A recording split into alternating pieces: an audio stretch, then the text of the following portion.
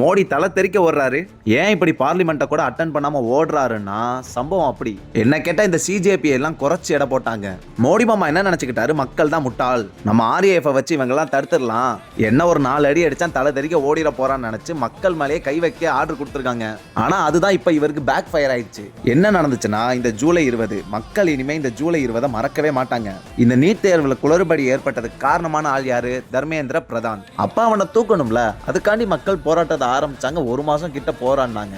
இவனுங்க என்ன நினைச்சுக்கிட்டானுங்க, இந்த மக்களை 4 சாத்து சாத்துனா வீட்டை பார்த்து ஓடிடுவானுங்கன்னு நினைச்சுக்கிட்டானுங்க. ஆனா இந்த பிஜேபி பீத்தினி நாய்களுக்கு தெரியல, இந்த போராட்டம் இந்த அளவுக்கு மக்கள் இறங்கி போராடி இவ்வளவு ஸ்ட்ராங்கா நிப்பாங்கன்னு. ஆனா இவங்க உண்மையாவே பாராட்டியே ஆகணுங்க.